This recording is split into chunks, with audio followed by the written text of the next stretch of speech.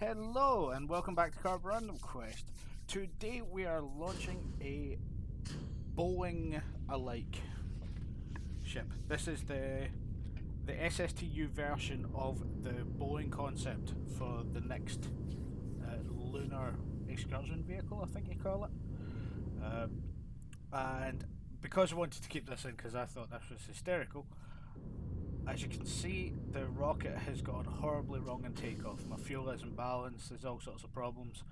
The motor that's on the rocket at the moment does not have the power to actually get it into orbit until it's burned off a bit of fuel. I thought I'd keep this in because I thought it was hysterical, the fact it went horribly wrong.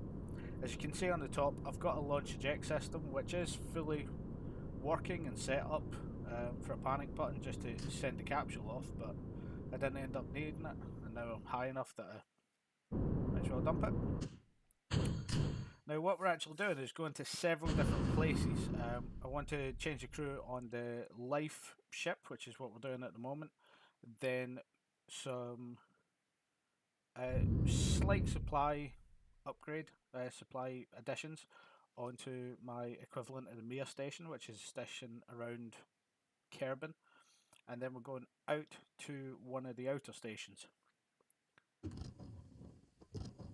So this is just us moving the Kerbals about as part of the contract that I've got to recover Kerbals and exchange things.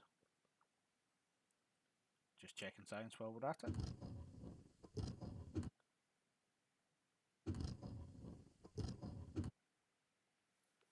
And now undocking and heading on.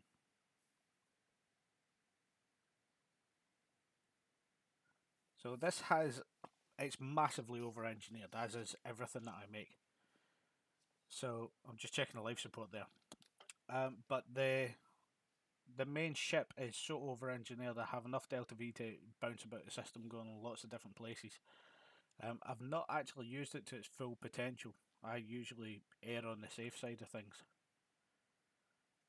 But it's a very good ship for moving about. It's got a crew capacity of 6, so I can move as many people as one. This is just us intercepting the space station, which since my last video on the space station has had several upgrades. As you can see at the top, it's still got the original sort of part, or towards the core it's still got the original parts. Has some storage either side of the ship, as you can see at the moment, some radiators. Bigger space lab, part of the mole thing at the bottom there.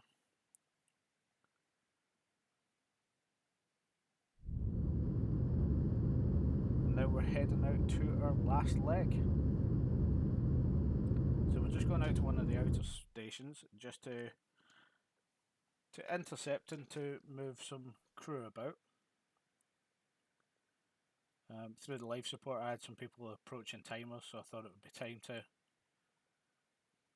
move some people about, get some people back in, and I also want to try and limit how many Kerbals are actually on the space stations, because that keeps the amount of supplies needed lower.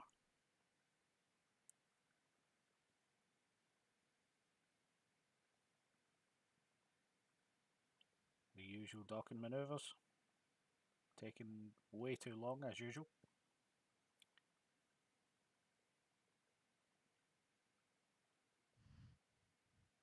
There we go. Now once everything's docked, transferred, all of the science is transmitted, and our Kerbals moved about, we're just going to head back. However, we're running low on fuel in this section, so it's time to lose it.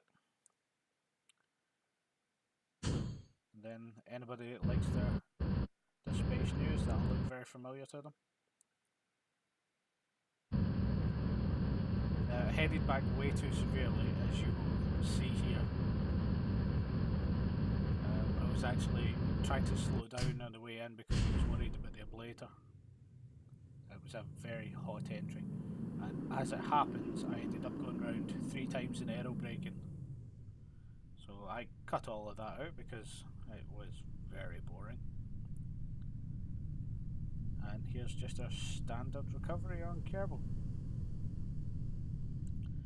One of the advantages of the pods in these mods is they have integrated docking ports and integrated parachutes, which is what the standard Apollo craft had.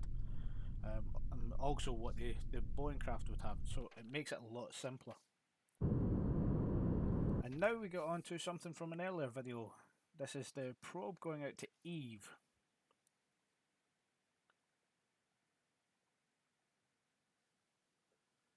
Now, as I showed before, it moving out.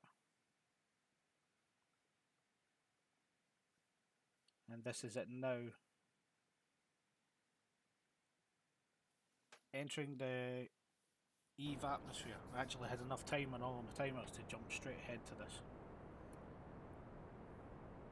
So I've had a few Kerbals up for over a year. But now we're at Eve, and we have, as you can see on the top right, we have some science contracts. Some in high orbit, some in low orbit.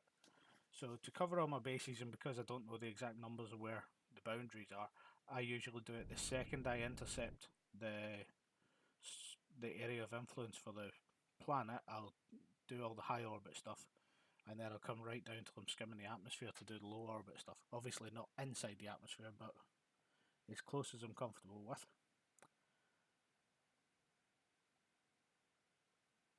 And what I'm doing is I'm using the science to complete the contract, but as you can see here, using the D-Magic Orbital Science, I've got more than I need on the actual tool.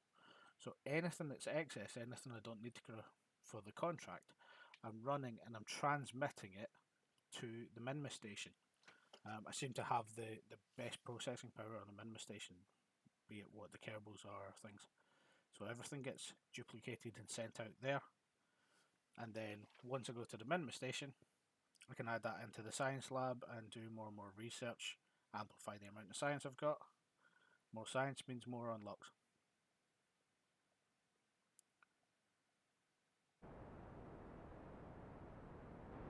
And I was trying to change the orbit, but then I realised how bad it would be how little fuel I've got left.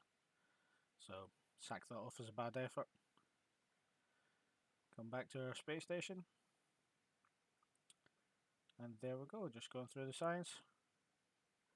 Adding it to the science lab for processing. And we've got a fair bit to keep us going for the next while. And we still have a fair bit on most of our timers, so not too much needing done at the moment. But with that all done, thank you for watching. And the next time it will be more of a live recording. This is all the backlog of my videos up to date. And there's a preview of something else that'll be in a future video, one of my nice landers. So, see you again.